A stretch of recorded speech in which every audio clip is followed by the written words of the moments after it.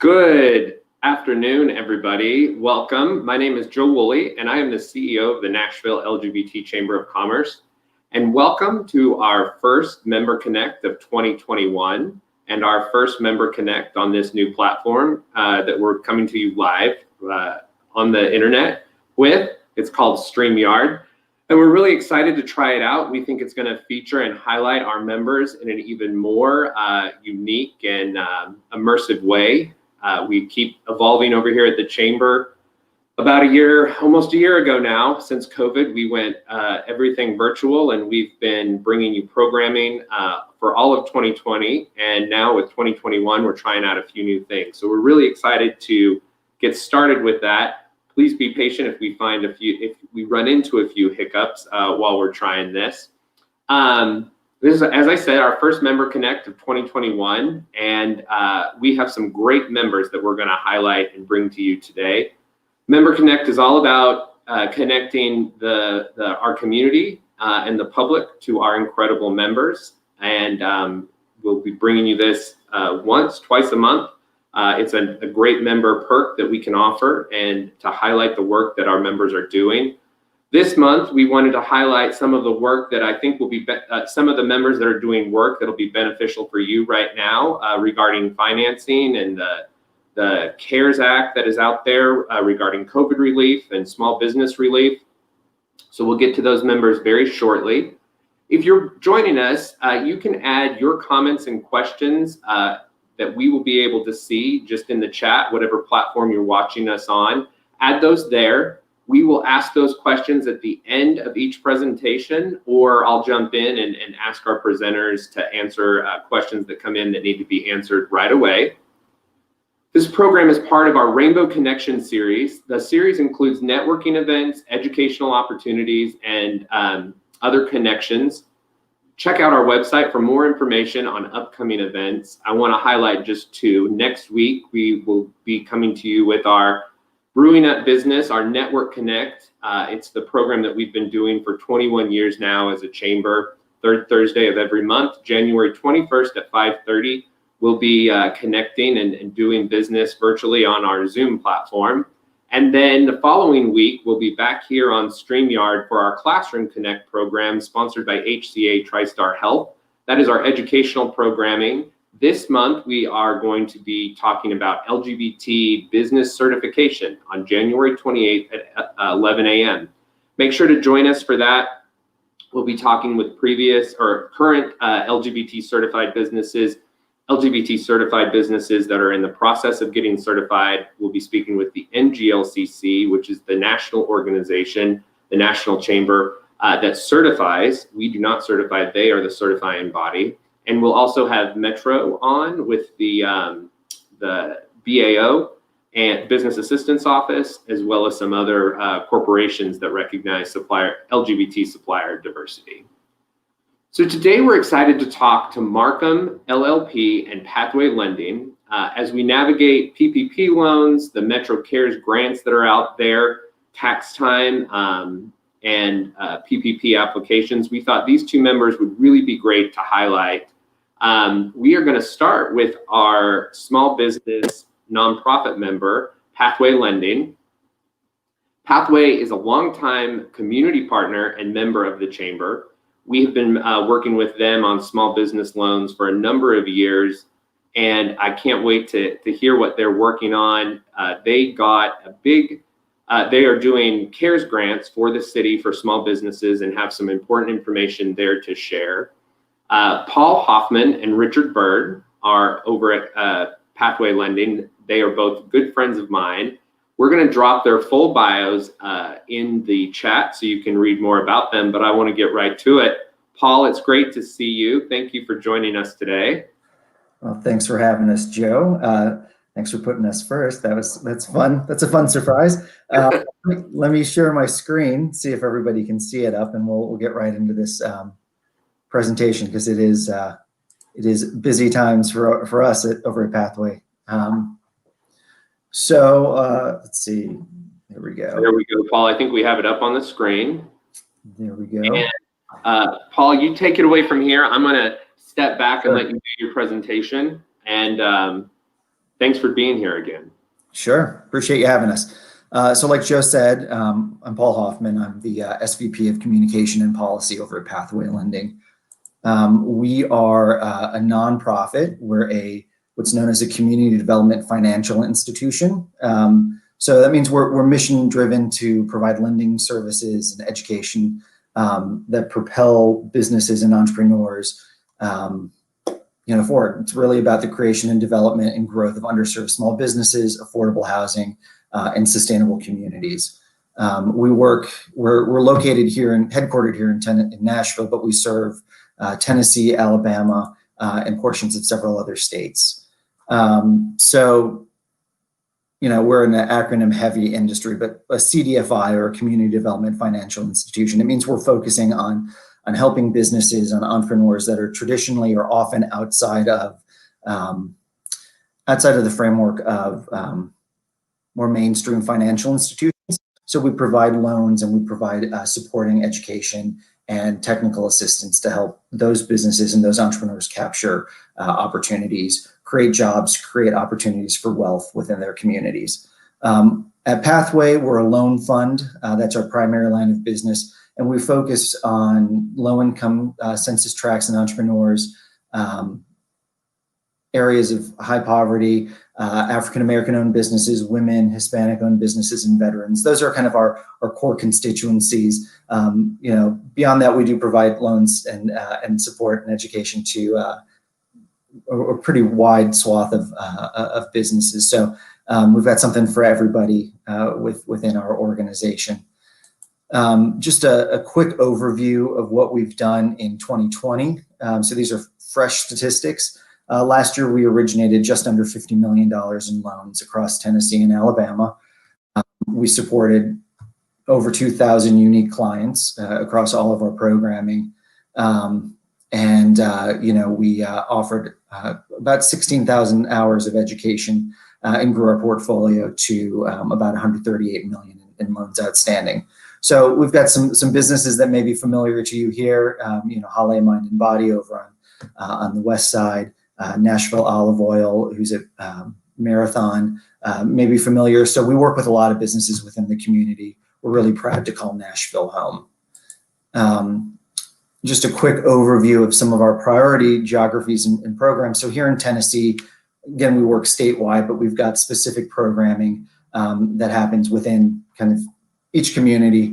So some of the things that I wanted to touch on today are certainly our Metro Cares grant, our Pathway Learning online learning platform, and then again, just some of the general business loans that we offer. So that said, we'll hop right into it. Since October of this year, we've been administering small and micro business grants for Nashville, Davidson County. As of December 28th, we'd originated over $5.6 million in loans, and that's across live music venues, small businesses, arts nonprofits, and vendors at the Nashville Farmers Market. Most of those opportunities have closed as of the end of the year, but we still have one program that's available, and we have currently $950,000 available in small business grants to businesses that meet a few eligibility requirements. Basically, you're located here in Davidson County, you've been in business for a year, and you have revenues that fall between $35,000 and $1 million.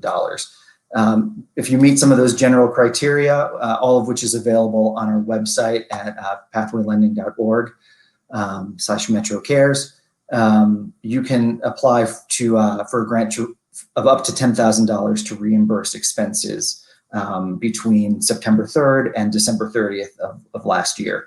Those expenses can be everything from rent, utility payments, insurance, PPE purchases, and even payroll for owners. So I would suggest that if you're interested, if you haven't received a grant, if you could benefit from a $10,000 grant, head over to our website and check out that landing page. I'll say that these funds are awarded on a first come, first served basis. to eligible businesses based on the time and date of the application was submitted. So we do have a pipeline already, but there's still, I think, some room in there for new applicants to come through. So please do check that out. Paul, I wanted to jump in. We had a question. Yeah. These are grants. So does that mean they have to be paid? These are grants. These are grants. So no. What we're going to ask you to do as an applicant is provide receipts or evidence of the expenditures, and it works as a reimbursable grant. So, like I said, again, all of the eligibility requirements, an application guide, FAQs, those are all available on the URL listed right here on this page. It also links, we have a pop-up that takes you right there from our homepage at pathwaylending.org. Great. So Thanks. that's a good question though. You know, these are, yes, totally, these are grants. So unlike the other line of businesses, which we do lending. So speaking of lending, you know, we have a wide variety of loans that we offer to businesses across Tennessee, Alabama, and the metro area of Memphis. Really a wide variety of needs, everything from accounts receivable to, you know, equipment, real estate. We also do things like energy efficiency financing. So if your business is interested in upgrading lighting or HVAC, we have financing in that space. And we do also do work in affordable housing. So again, I'm not a lender, so I won't speak to the criteria, but I can certainly, if you're interested, connect you with the right folks in our organization. And then the last piece here. So at Pathway, we believe that education is just as important a component as financing is for businesses to grow and capture new opportunities. You know, since 2014, we've really expanded the work that we do in these areas. We've launched a statewide women's business center, a statewide veterans business outreach center, and grown our business advisory services team. So we're providing classroom education, one-on-one coaching, cohort groups for folks who range from emerging entrepreneurs who aren't yet in business to folks who are really looking to grow or take that next step of their business. So all of that has kind of started to consolidate into this new online learning platform that we launched maybe 2 months ago. It's just learn.pathwaylending.org. So we call it Pathway Learning. And that's where you can register for a free account and you can see our full catalog of instructor-led classes and on-demand modules. So we've got a few things that are coming up on the 21st. We've got our Blue Sky Business Modeling Workshop, and that's really an intro to Pathway Lending. It's an intro to our education components, and it helps kind of put a business plan together for folks. We've also got on the 21st a Boosting Your Personal Credit class, and then on the 3rd of February, we've got a QuickBooks online boot camp. Again, all of our programming is online right now, but we do have both the instructor-led and on-demand curriculum going on. And one final thing, we've got a new programming that's coming on. We've got a new member of our business advisory services team that focuses a lot on small business marketing, helping our clients build their marketing plans. And he's put together this online series. It's a 4-part series called Synergistic Marketing. And it looks at kind of the marketing mix that each business ought to be thinking about. So his name is TJ, and he's leading that course. Yeah, so that's something that's new and I think worth checking out.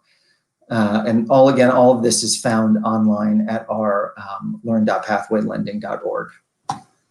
So that's about it for me. Are there questions, Joe? Yeah, I was going to jump in with a question that just came up. All of those support services, so you talked about the loans that you all work on and help connect small business owners to. Those support services, are those open for anybody? Is it a membership organization that you have to like join Pathway to take advantage of those, or are those open for anyone? Sure, that's a great question. So there's a couple components of that, right? So most of our classes and online modules are free. We do have some paid content. We do have some peer-based cohorts that do have a registration fee. But most of our services, again, we're trying to help. I guess our vision statement is really no missed opportunities. So, we don't want to make access a challenge. We want people to take advantage of these programs. And so they're available online without a membership fee. That's wonderful. Yeah. That is a great opportunity for people to take advantage of. Mm-hmm. Yeah, and you will see there are some, like I said, there are some courses that do have registration fees associated with them. And that's just, again, kind of the skin in the game of both the client and us. So we're both on the same page. That's understandable. Yeah. So I'll just go back to the last slide, which is my contact information. Richard Bird, who's also at Pathway Lending, is on this call. There he is. Hello, Richard. How are you? I'm going to take him. How are you all? Good. Good to see you. Richard, you've been a longtime chamber member and involved in the community and the chamber for many years. It's great to see you here and highlight the work that you've been doing. Anything to follow up on what Paul has said that you want to make sure that we know about? Not that I can think of. Paul did a great job of providing an overview of what we do, our services, and our lending products that we have. I'm proud to say I've been with Pathway for about 2 years now, and it's been a great experience, and I'm happy to be there, and I'm around. So if you have any questions at any meeting where you see me, just feel free to ask. Great. Tell people where you were before Pathway, Richard. Professionally, yeah, my background, I'm a CPA, and my background has been in financial industry. So I've worked for banks all across the city. I've worked for Franklin Synergy Bank, that's now part of First Bank. I worked at Bank of America for a while. My background is really in finance and accounting and in audit and risk management.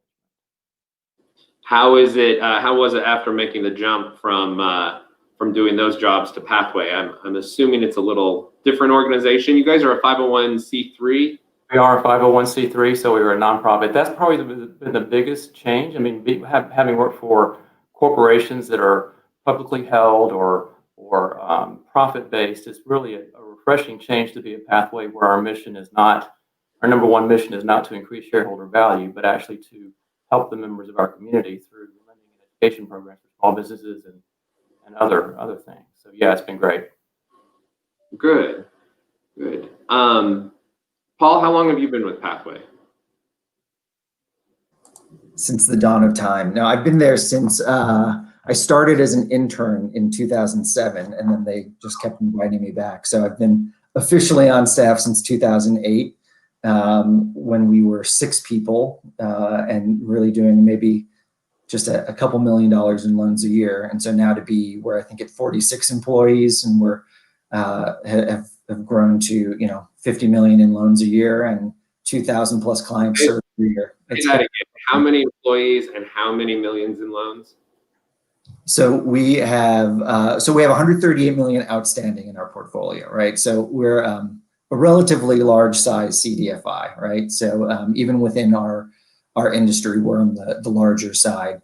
But we've got 46 employees, and that's across our lending programs, across our education programs, and the back office and support staff. So we pride ourselves on being able to be responsive to opportunities for partnerships, whether it's with groups like the Chamber or Metro Nashville, and we pride ourselves on being on the cutting edge of small business support services and financial products and services.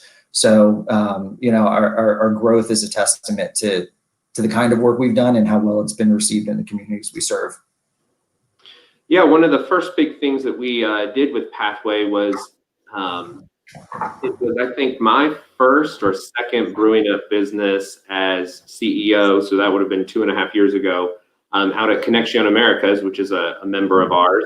And we partnered with the Tennessee Latin America Chamber because you were doing a lot of work with that chamber around minority business loans for the Hispanic population.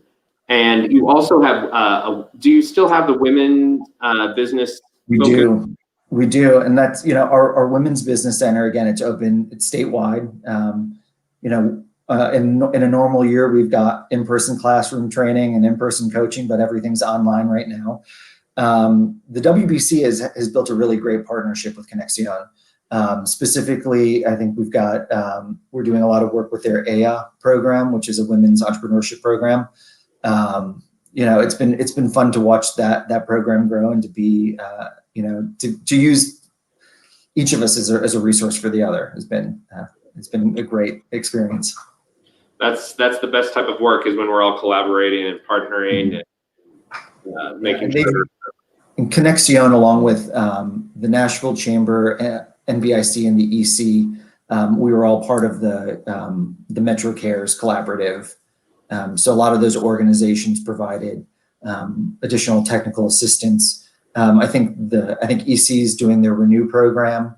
So I think there's still some resources available through that program. And then the Chamber, the Nashville Chamber, is doing their Propel series, and I think they're shifting focus.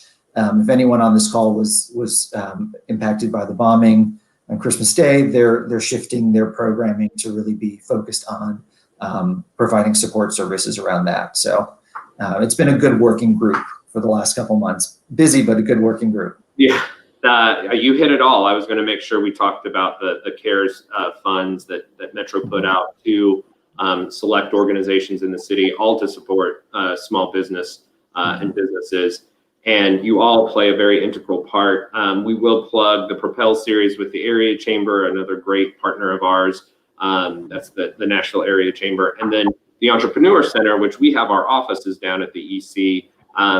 Their program, we have really pushed all of our small business members to take advantage of that. And I know they're doing some really incredible programming. And I know I've heard back from many members of ours that they were happy that they've signed up for that and are taking advantage of that program. So it's been great to see the CARES funding to support small businesses through COVID really help and impact the community the way they have.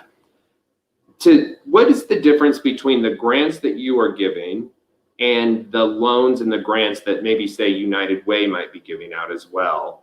And then in our next, when we talk to our next member, we're going to talk about PPP and EIDL, which are federal relief direct to businesses and small business members. But maybe go into that just a bit more on all the different opportunities there are out there for small businesses. Well, I think a lot of the Metro Cares or the CARES programming wrapped up as of 31st. So we've been able to extend through a new agreement with the city. But again, it still covers expenses that businesses may have incurred between September and December of this year. So, I'm not an expert on the full scope of CARES programming that's out there. I can say that what we've been working on has really been around kind of providing support around those basic operating expenses that businesses might have incurred while they're shut down or on service, right? So again, payroll, rent, utilities, PPE purchases, that sort of thing. So, Richard, I don't know if you have any experience on the other CARES grants. I really don't. No. And all of the rules and specifications for those grants, those can all be found on your website, as you pointed out. That's information if people are interested. Yeah. So, like I said, we have a pipeline that's already forming of applicants, and it's a first come, first serve process. So if you're interested, if you fall again, there's a couple eligibility criteria that I should probably just restate here. One, you're located in Davidson County, right? So it doesn't have to be any specific census tract or zip code. It's just in the county. 2, you've been in business at least a year. 3, you have revenues that fall between $35,000 and $1 million. And those are all the eligibility criteria that were put forth in the Metro resolution. So we don't have a lot of leeway on those. But otherwise, based on your size, you're eligible for up to $10,000 in a reimbursable grant. All right. Well, hopefully this conversation has sparked some interest in some of our community and some of our members, and they'll be reaching out to you. I look forward to continued partnerships with Pathway on all of the work that we've been doing, and ready to get back to a more normal, and I think you guys might feel like us, going from kind of recovery and supporting and helping people just, stay afloat, to really growing and expanding small businesses. I'm ready to get back to that footing. Definitely. It's been a weird year of a lot of different fire drills, right? There's been a lot of opportunity to partner with different organizations and communities. But, again, at the end of the day, our mission is really helping businesses grow and, build a future for entrepreneurs. So look forward to helping folks out, and don't hesitate to contact us. We won't. Thank you guys so much. It's great to see both of you and talk to you in this setting. Thanks so much for joining us, and thanks so much for being a member of the Nashville LGBT Chamber of Commerce. Thank you. Thanks, Joe. Thanks. All right. Well, we love Pathway, and thank you again to them for joining us. We're going to move on to our corporate member for January's Member Connect, and that is Marcum Accountants and Advisors LLP. Markham has been a member now for just over a year. They came in at a gold member level. We loved that they joined, and they joined because of a certain person that has a long history with the Nashville LGBT Chamber of Commerce, and that is none other than Cathy Werthan. Cathy Werthan is the firm's office managing partner in Nashville. In 2004, she founded and was the managing partner of her own CPA practice and has more than 30 years of CPA practice management experience. She's my CPA, and I love her. She approaches each client's relationship with a consultative strategic mindset as she partners in their growth and offers a blend of industry experience, technical acumen, and innovation. She's a longtime supporter of the chamber. She is a member, always has been, and she was a longtime board member and treasurer of the Nashville LGBT Chamber. Cathy served on the board for many, many years and was integral in creating the Nashville Chamber Foundation. So the chamber is a 501c6 chamber of commerce, and Cathy was instrumental in getting us the foundation created so we can also be a 501c3. We will operate as one organization, the Nashville LGBT Chamber, but we are on paper too. And she was pivotal in creating that. We could not have done it without her. She was the first female ally to serve on the Nashville Chamber's executive committee. Cathy's firm has provided accounting, bookkeeping, and payroll support for Cathy, I think, forever. I don't know what we did before your firm. She has won the President's Award. She is a pivotal part of this organization. And when she moved over to Markham and merged with them, we merged with Markham, and they help us out as well. We want to talk about Markham. We want to talk about you and your work, and what is a CPA versus what do other financial people do. And then I know you helped us last month with our Classroom Connect program, where you talked about PPP, certain things about finances with your company. And I know you have some updated information on that you're going to share with us. So Cathy, I'll let you take it away. Thank you again for being here. Hello, everyone. Thank you, Joe, for inviting me. It's an honor to serve and to be connected with Pathway Lending. I actually had not heard of all the things that they offer, and I have clients who could benefit. So I'm so excited to have gotten to see this presentation today. I didn't put together a formal presentation. I, wanted to make this more of a conversation, which means you're stuck looking at me. I hope that's not terrible for all of you. I can join you and we can chat. I'll make sure to answer any questions. That's great. So your mug can be with my mug. There we go. Just to cut in real quickly on those questions, Remember, if you're joining us on whatever platform you're watching us on, please put your questions and comments in the chat, and we'll make sure to get them to our presenters. Great, thank you, Joe. You know, I am, as Joe said, I'm the office, I'm the national office's managing partner at Markham.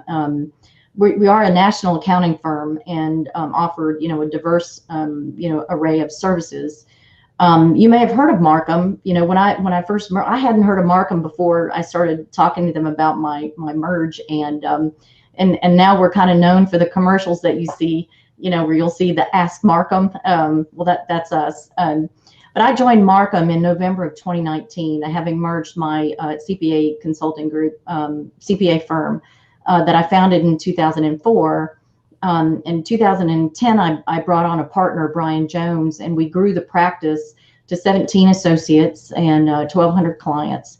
The decision to merge was one that I strongly considered because, you know, we had a culture that we built as a small business that, you know, that was to me the most important thing about consideration of whether to, you know, continue on the path we were on or whether to merge.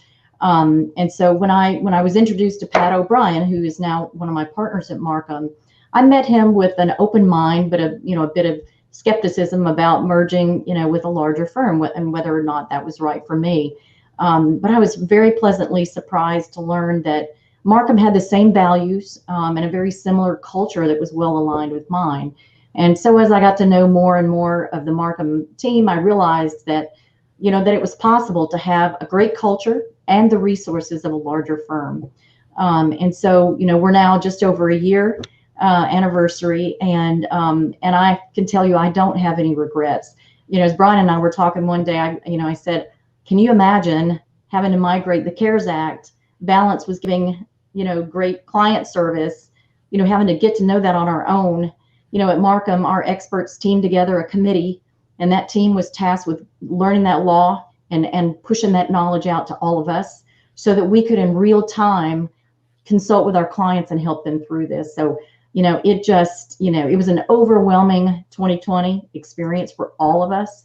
You know, accountants were in high demand to help their clients, you know, migrate how in the world they're going to survive this madness. And, you know, it hasn't really stopped.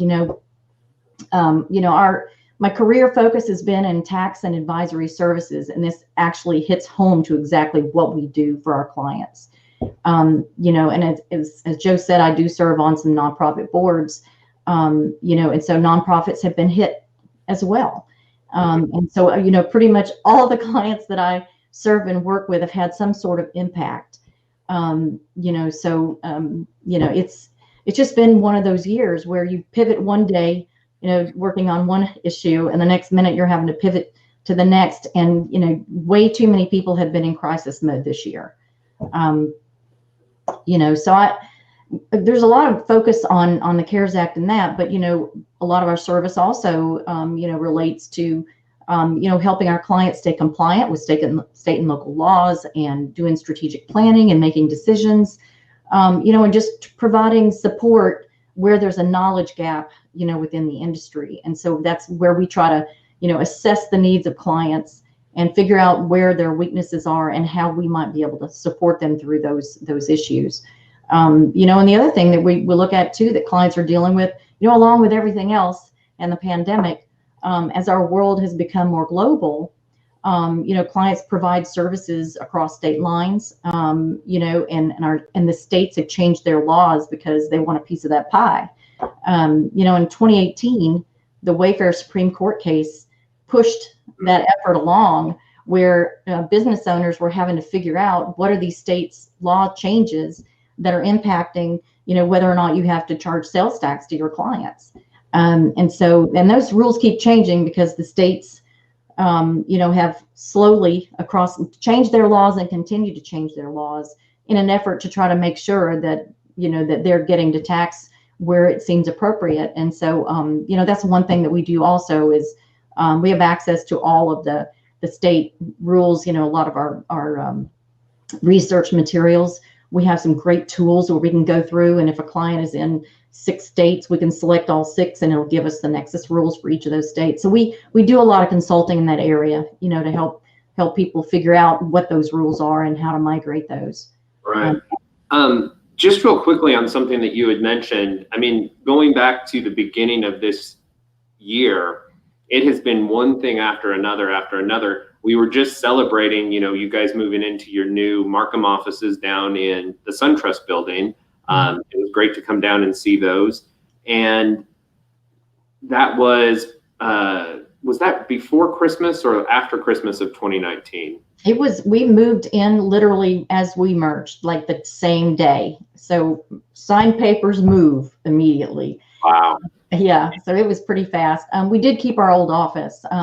We just shortened or made our space there smaller so that we could accommodate clients who didn't want to come downtown. I mean, it's not for everyone. So we wanted to make sure we could accommodate, some people were excited because they wanted to come downtown, but others just didn't want any part of it. Yeah. So that's been great. So you had that move, and then 2020, and we started off with the tornado.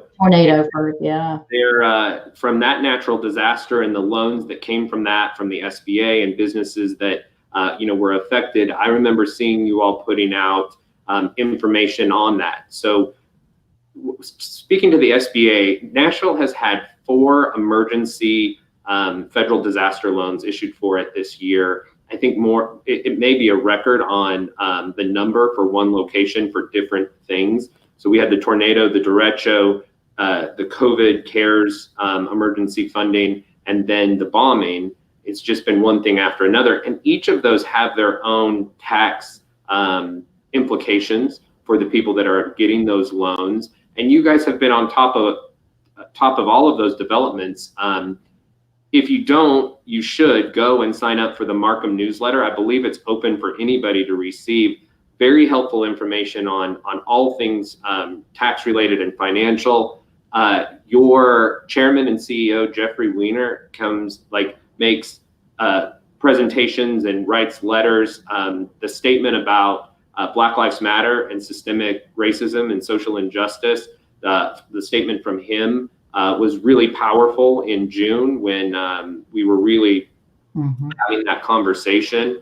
So speak to that. I mean, you went from a small local firm into a national global firm that is also doing all of these other things as well. Yeah, that's absolutely true. And I have to tell you, I have very diverse clients with all kinds of views, and I've had to be super careful about how, I address those situations because you don't know who you're going to offend.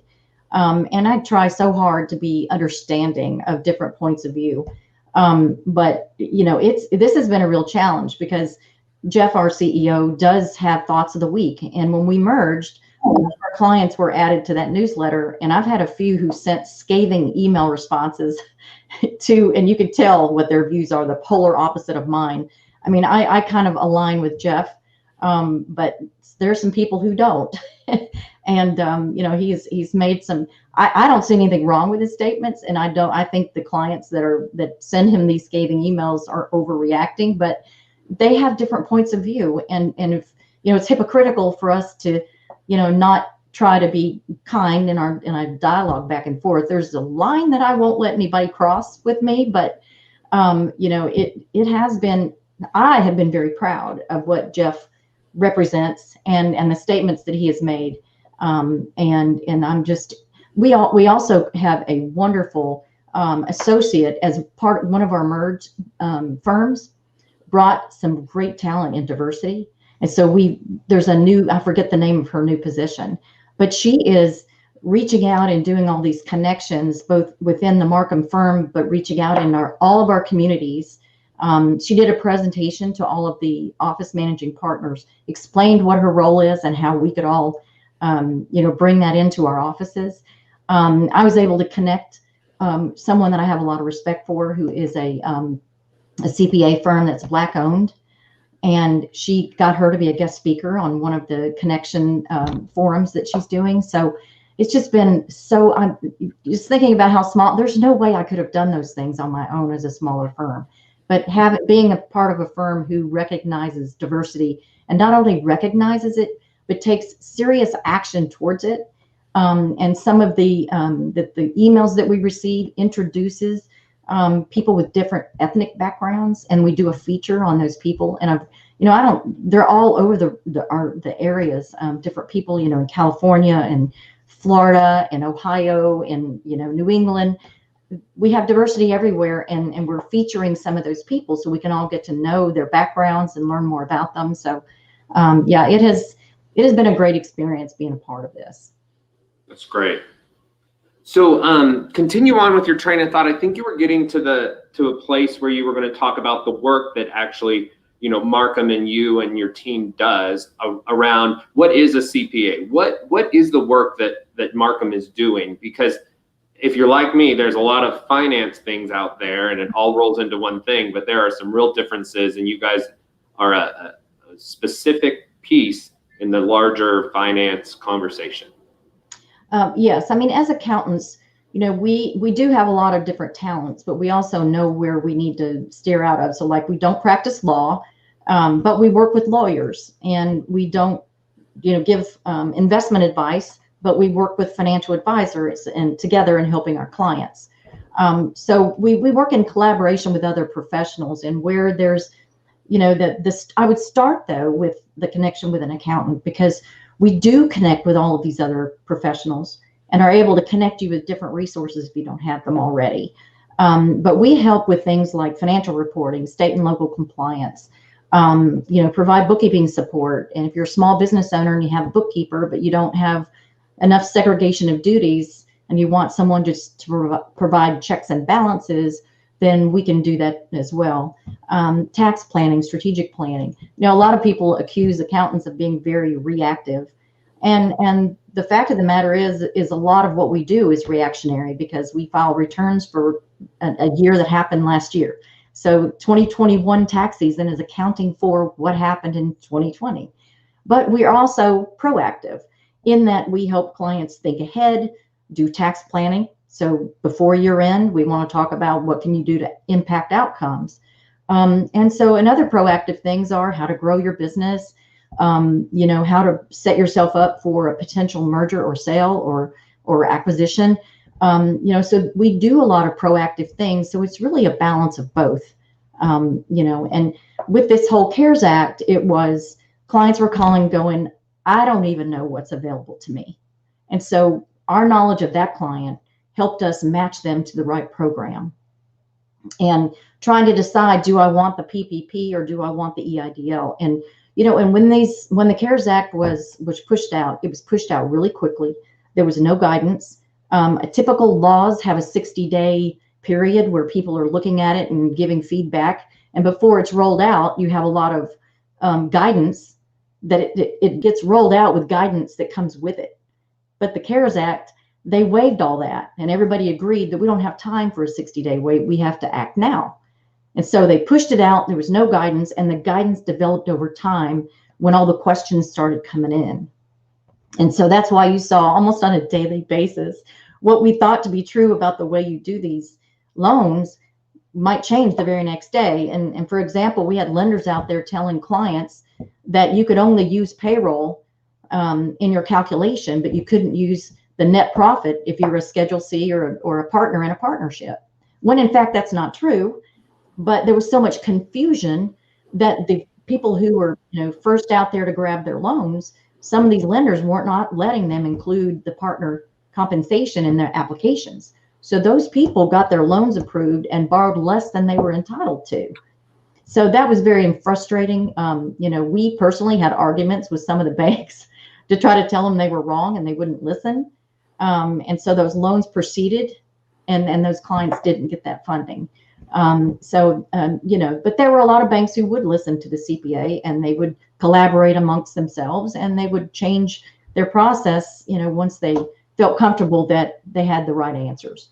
So if you're looking to get the round 2 of the PPP just started, if you're going to go, or if you would have gone the first time, or you're going to go get it the second time, who's that first call to check with? Is it your CPA? Is it your bank? Who do you recommend a business speaks with?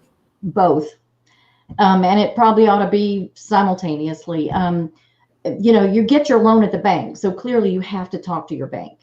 But the support you need in deciding is right now the PPP2. So if you already had a PPP loan, in this second rollout, you're allowed to either use your 2019 numbers or your 2020 numbers. The bank's not going to be able to tell you which one to use. They're going to tell you to talk to your accountant. Right. In many cases, using 2019 is going to be the way to go, because hopefully 2019 was a better year than 2020, which means that your net income from self-employment plus your payroll calculation is going to give you a higher number. So if that's the case, the application ought to be fairly easy. You use the same numbers you used in your 2019 application, and then the only other support you have to give, if you're using the same bank, is proof that you had a 25% or more decrease in your gross revenue in any quarter in 2020 compared to 2019. In any quarter in 2020 as compared to 2019. Exactly. So you could take your worst quarter of 2020 and then compare that to the same quarter in 2019, and that will give you your difference. That's exactly right. Now, there's some other guidance that says if you don't have, like, a lot of small businesses don't have sophisticated financial reporting. In fact, a lot of times they don't even pull their numbers together until the end of the year. And recognizing that, they did put a provision in there that says, if you can't get your quarterly numbers together, that's okay. Just give us your 2020 compared to 2019. And if your annual gross revenue is lower, then that's good enough. They just need you to give them sufficient proof that you've had this impact. And so, luckily there was a lot of thought that went into how do we best roll this out in a way that is conducive to the people that are maybe not so sophisticated in their record keeping with those who are. Okay. So there's more guidance coming out on this too. Now I can tell you another thing that happened this round too is there was definitely a focus on making sure that small businesses were given preferential treatment. And so the local banks and the smaller regional banks were allowed to open their loans this week. So those institutions have started taking applications. The larger banks will start probably next week. Most of the guidance they've sent out says soon, but we think soon is next week. And so what people can do now to get prepared is to go ahead and look. Am I better using 19 numbers? Am I better using 2020 numbers? What do I need to do to prove that I have to make the case that I have the need? And just be ready to launch once they open up their platforms. Yeah, I know several small local banks that launched yesterday with their portal, regional banks as well, and then as you said, the bigger banks are next week. But being prepared, because it is kind of, once you do it, you're in that line to get processed. Again, it shows the importance of having a relationship with your bank as well. We really saw from the first round, the members of ours, small businesses, that had those relationships with their bank were able to get those processed more quickly.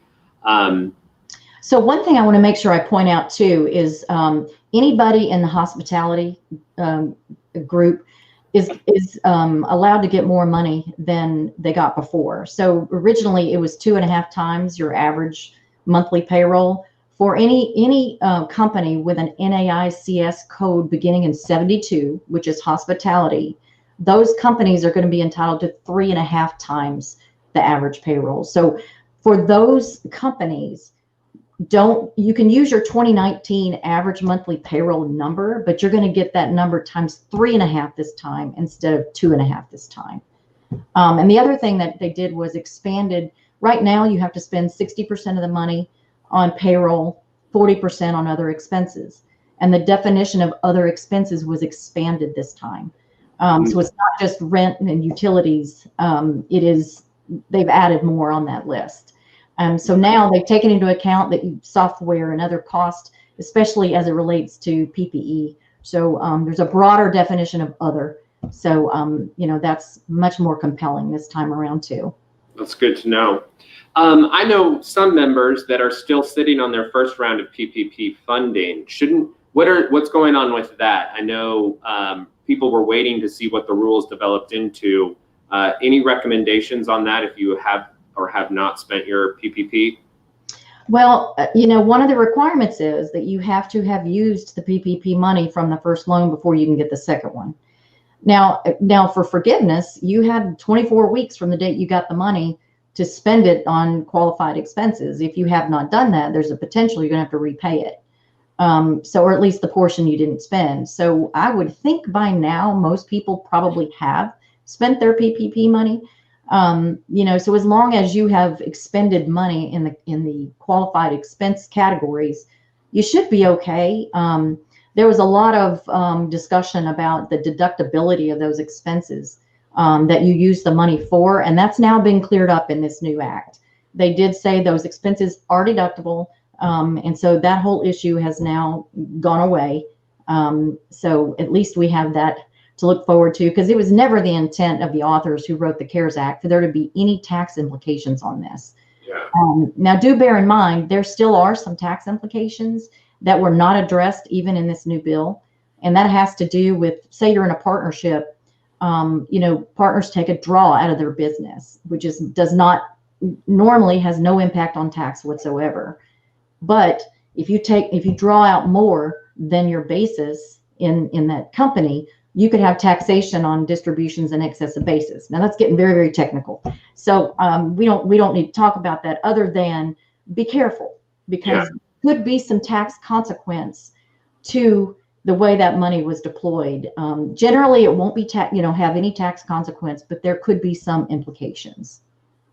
I saw somebody that I know on social media posted, I didn't file my 2019 taxes yet. They'd done an extension, but that disqualified them from getting the $600 payment from the second round of the COVID relief. Speak to that. Like, if you have not filed 2019, or if you're still in the process of doing that, and then what does that impact, or how does that affect filing for 2020? I'd love to know from the one side, but then also from your side. You just got through 2020, you're gearing up to do taxes for 2020 come April. There won't be the extensions given like there were last year. What are you all expecting? I hope not. Last year everybody said to us, oh, well, didn't that just make your tax season better since everything got moved? And I'm like, no, everything under the sun was due on the same day. It would have been nice if they had staggered, dates, but everything was due on that same day. So that made things so much harder. So it just piled everything on, and we had tax season never really ended for us. But speaking to that, if a 2019 return has not yet been filed, I would recommend that you expedite filing. The IRS had closed accepting e-filed returns starting November 23rd, and they weren't even accepting e-filed returns, and they won't even be until next week. And so starting next week, they open their e-file program back up. It is not too late to e-file a tax return. That is the fastest way to get it expedited. I don't know what that's going to do to your ability to get the $600 stimulus, but if there is another $2,000 stimulus that comes out, you need your 19 tax return filed. So I would say ASAP, this is an urgent matter. You need to get this return filed. Now, even if you don't do that, once you go to file your 2020 tax return and your 2021, the way that they've always worked on these stimulus packages is that there's a settling up. So for people who didn't get their initial stimulus that we got earlier in the year, when we file the 2020 tax return, if you should have gotten a stimulus, you will get that on your 2020 tax return. Oh. So we're going to be doing a settling up this year for the first stimulus. In all likelihood, there will be a second settling up on the $600 that you may or may not have gotten. And then the same will go for the $2,000. There's always going to be a way for you to get that money one way or another. Now, in the first stimulus, they did come out with the rule that if they paid you and you shouldn't have gotten it, you don't have to pay it back. And I don't know if any of you remember back in the Bush era when he pushed out these stimulus payments, you had to pay it back if they gave it to you and you weren't entitled to it. Mm-hmm. So that's the difference in this one. I don't know what they did about the 600. I think it was the same. If they gave it to you and you weren't supposed to get it, then you don't have to pay it back. And I think it's unlikely they paid it to people who weren't supposed to get it, because it clearly said they were basing it on 2019. Yeah. And most people had already filed their 2019 tax return when that went out.